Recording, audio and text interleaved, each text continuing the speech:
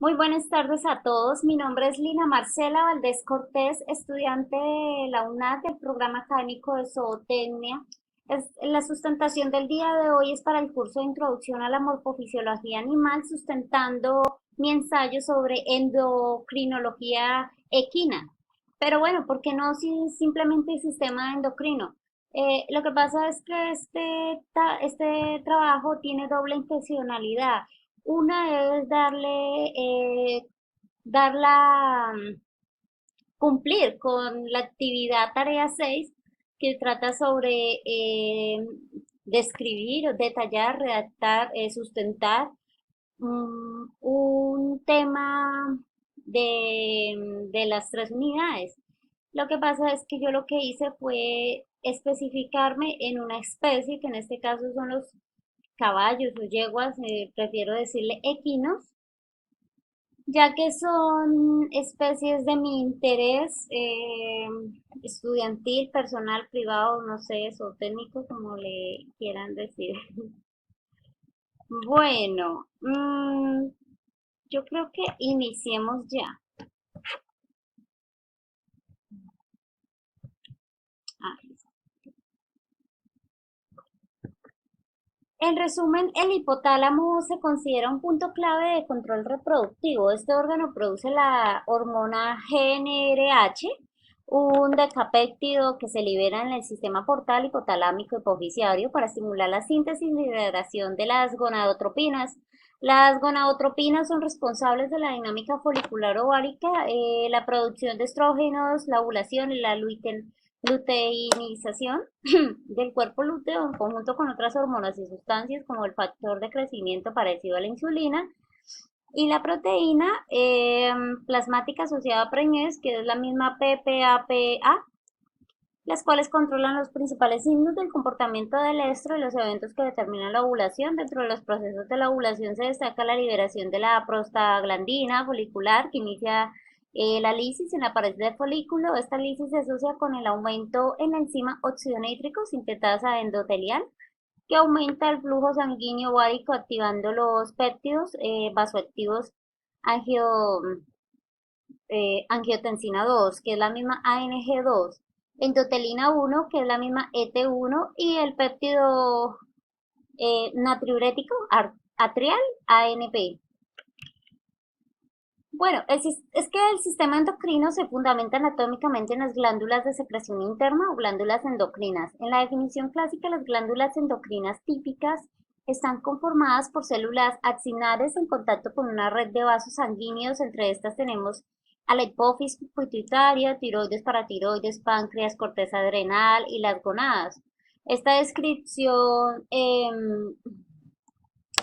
esta descripción anatómica se ha modificado en los últimos años para dar paso a una clasificación funcional de tal manera que ahora se considera como célula endocrina a toda aquella que secreta una hormona. En esta clasificación moderna se incluyen al hipotálamo conformado por neuronas y que sintetizan y secretan a las hormonas liberadoras que son las GnRH, TRH, CRH, GHR, o a las hormonas inhibidoras o somatostatina, dopamina, al corazón que sintetiza y secreta la hormona natriurética, al pulmón que secreta serotonina y endorfina, al riñón que produce eritropoyetina y renina, al hígado que sintetiza el factor de crecimiento similar a insulina, IGF, y también a la eritropoyetina y al tejido adiposo que produce leptina y también secreta estrona.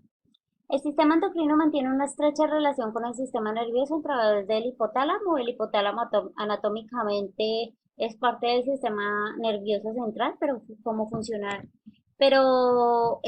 funcionalmente se comporta como sistema endocrino, se le estudia de manera separada y constituye parte del sistema neuroendocrino. El sistema nervioso y el sistema endocrino regulan e integran los procesos fisiológicos permitiendo el funcionamiento armónico de los órganos de los individuos.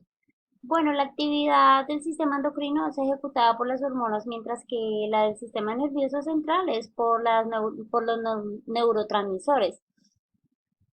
El lugar de acción de un neurotransmisor o de una hormona se denomina órgano blanco o diana. La forma de acción ¿En qué? En el órgano blanco es directa y en el sistema nervioso a través del espacio intersináptico.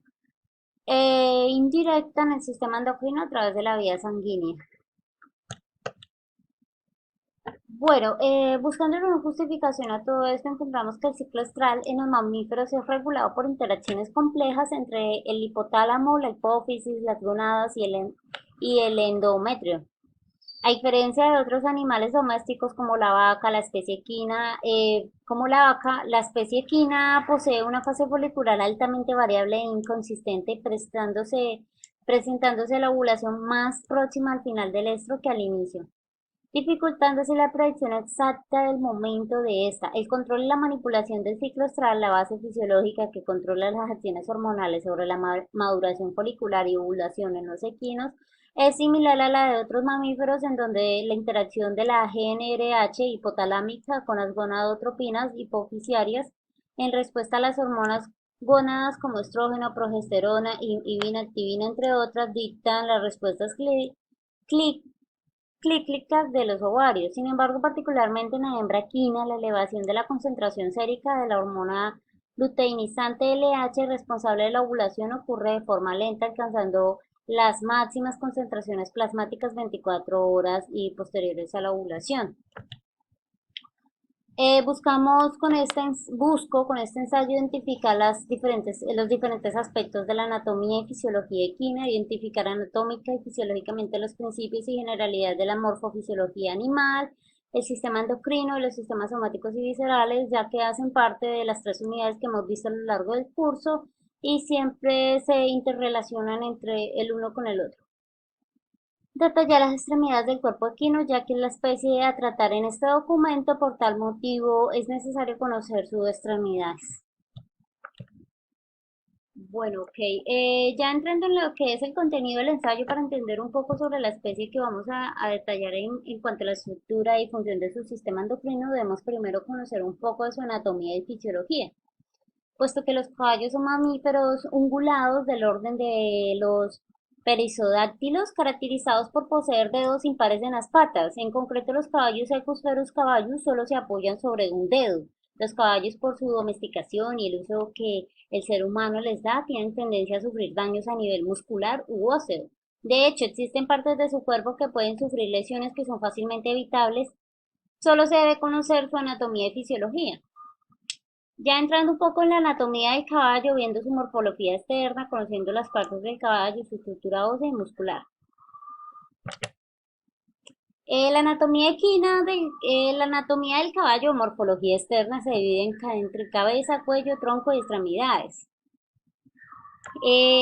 Pues la anatomía de la cabeza del caballo está dividida en varias regiones: frente o testus, ternilla, chaflán, cuencas o fosas temporales, sienes, ojos, carrillo, barba, belfos, quijada. En cuanto a la anatomía del cuello, ¿cómo es que era? Pues es que el cuello del caballo tiene forma de trapezoide, con una base más fina en su unión con la cabeza y más ancha con el tronco, aunque pueden existir variaciones según la raza. Ocurre lo mismo con la región superior del cuello donde se insertan las crines. Puede ser recta, concava o convexa según la raza. Los machos suelen tener las crines más pobladas que las hembras. A veces el cuello puede mostrar una convexidad muy marcada cerca de la cabeza, denominándose cuello de cisne. El cuello tiene una función muy importante en el equilibrio y actividad del caballo según su posición y con respecto a la cabeza.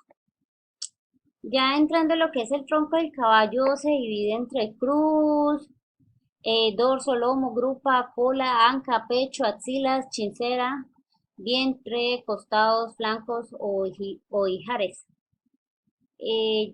Las extremidades del caballo, esas regiones principales de estas extremidades son la espalda, el hombro, el brazo, codo, antebrazo, rodilla, caña, tendón, menudillo, cuartilla.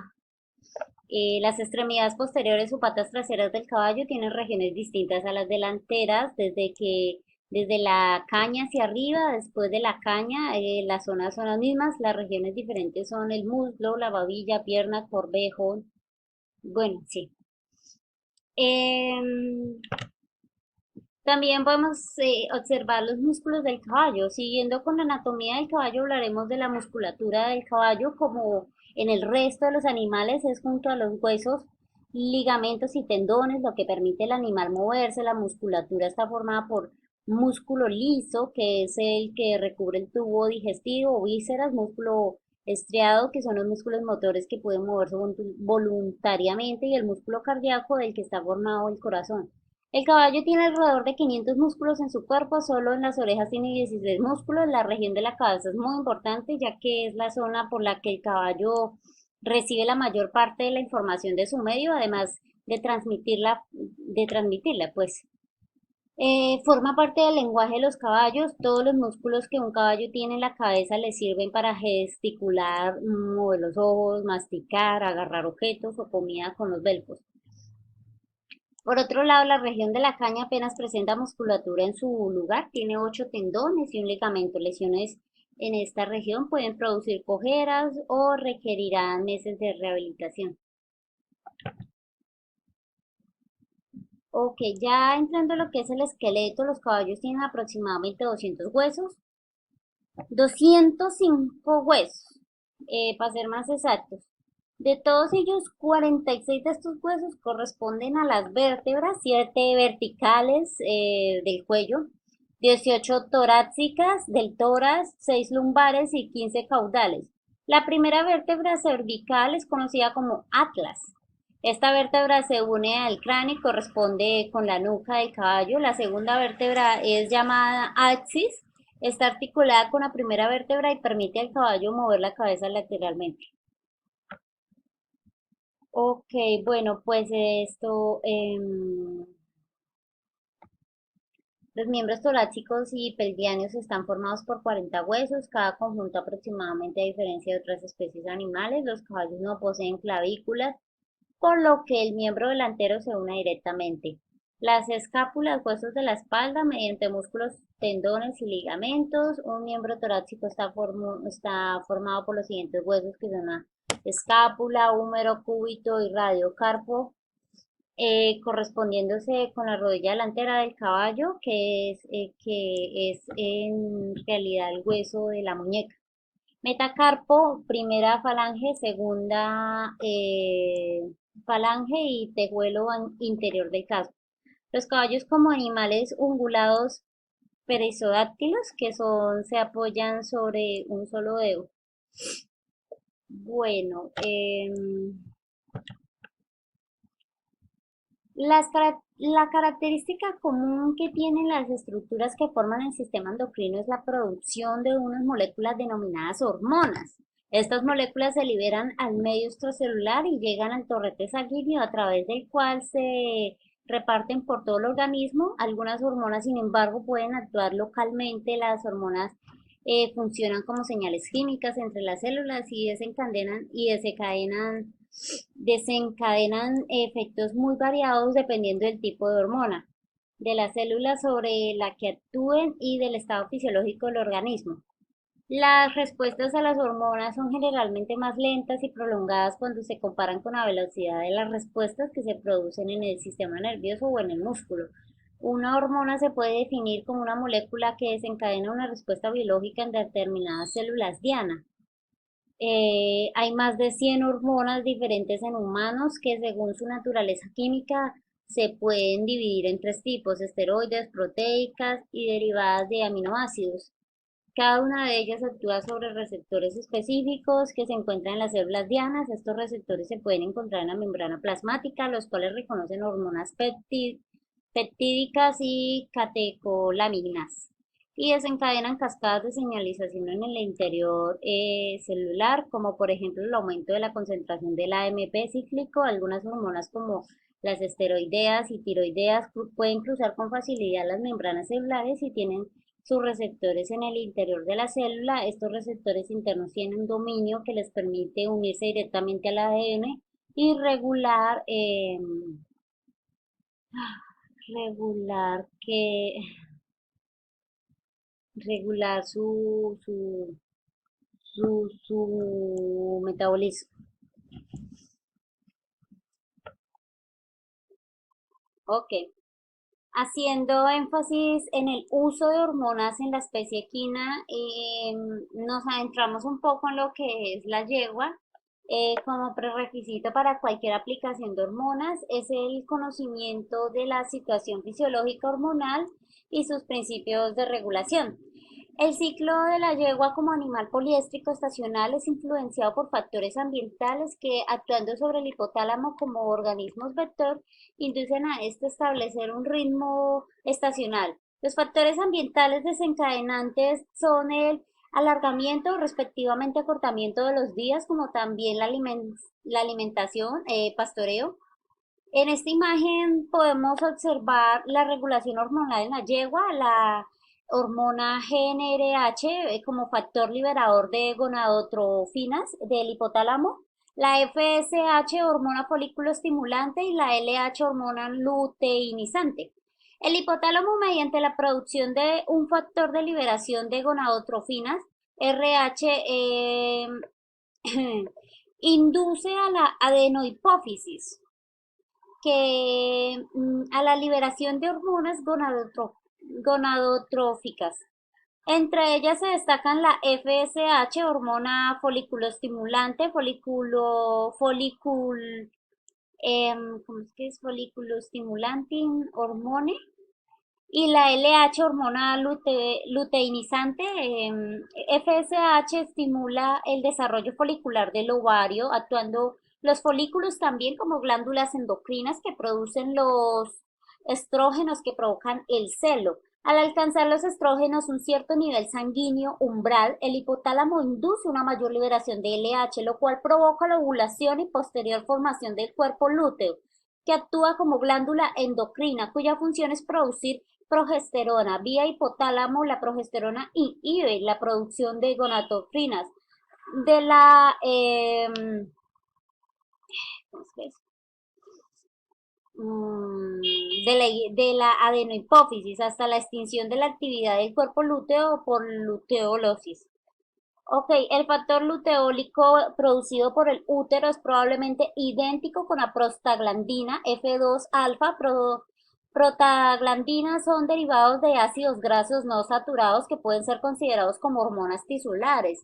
La prolactina, otra hormona gonadotrófica producida por la adenohipófisis, ha sido poco estudiada en la especie equina, por lo cual no se ha considerado en la presente revisión.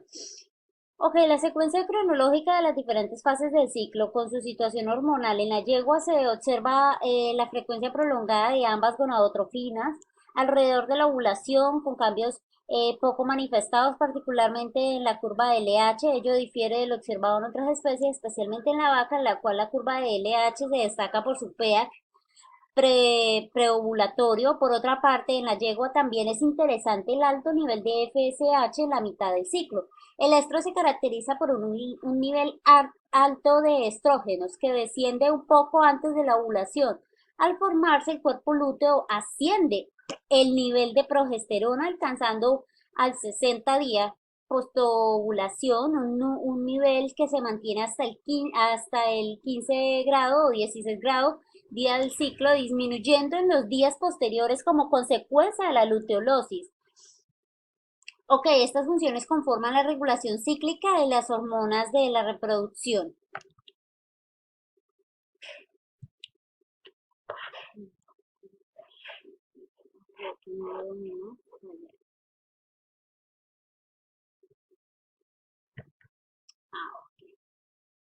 Bueno, dice acá indicaciones para el empleo de la prostaglandina. Bueno, eso hace parte de la inducción del celo, que se encuentra de dos maneras, puerpal y extrapuerpal, como también se tiene en cuenta estas hormonas que vemos en este cuadro. O que, bueno, la situación hormonal de la yegua gestante,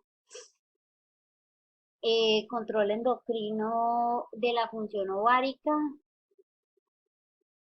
Bueno, en cuanto a este control, el desarrollo folicular y la ovulación se producen en respuesta a la liberación de las gonadotrofinas hipoficiales, S, es FSH y LH.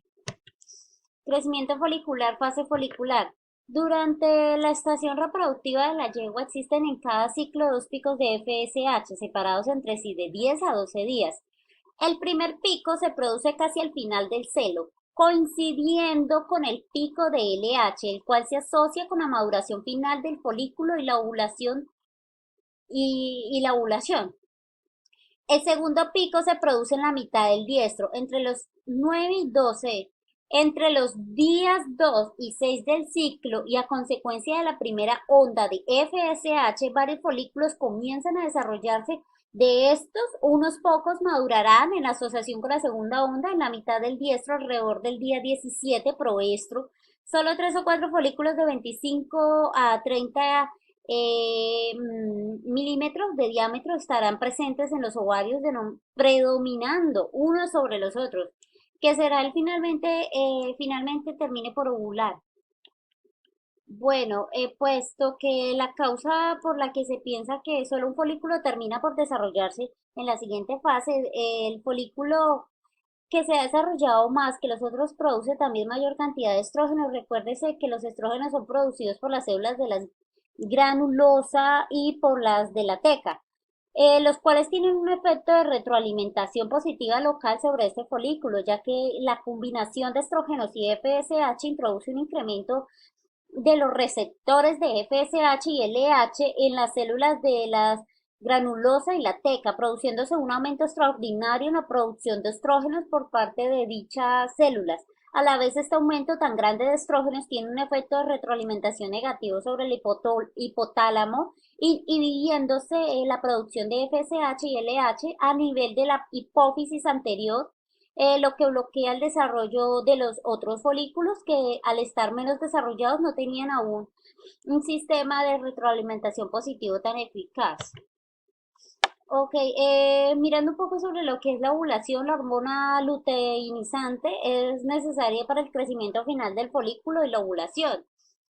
Unos 2 días antes de la ovulación, los niveles de LH aumentan. En este momento del ciclo, por motivos desconocidos, los estrógenos tienen un efecto de retroalimentación positivo sobre la secreción hipofisiaria de gonadotropinas, en contraste con su efecto de retroalimentación positiva normal, al igual que la FSH.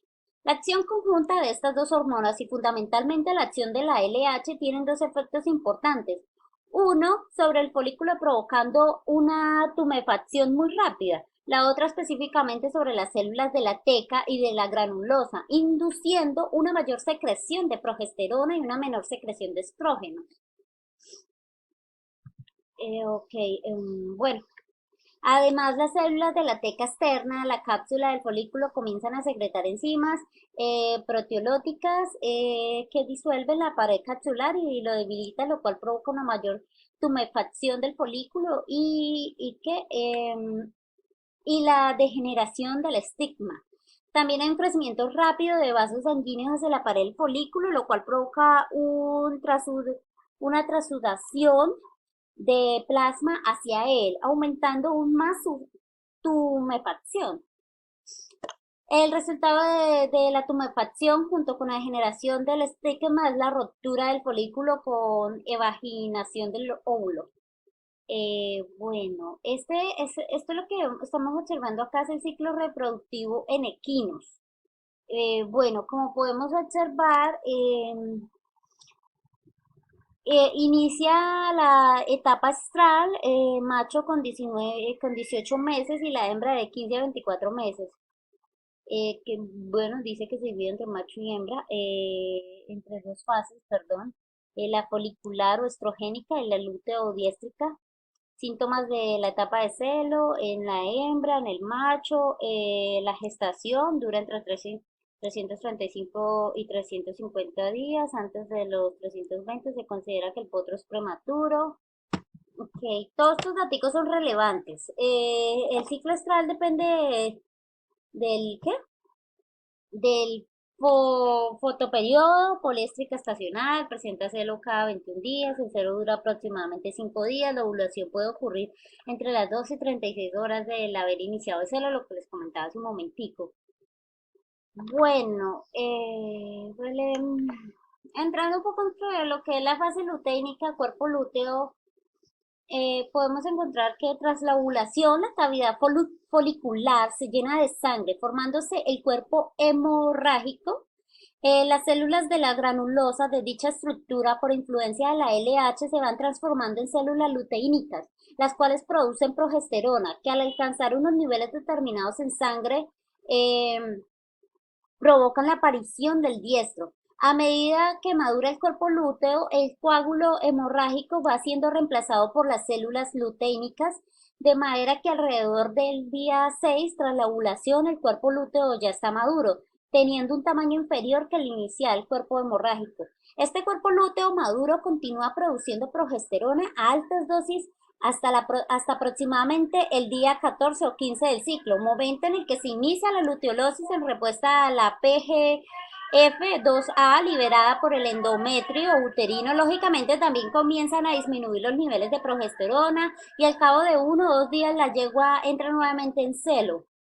El cuerpo lúteo involuciona y transforma en corpus albicans alrededor del día 16 a 18 del ciclo y ya no puede ser palpado. Bueno, ok.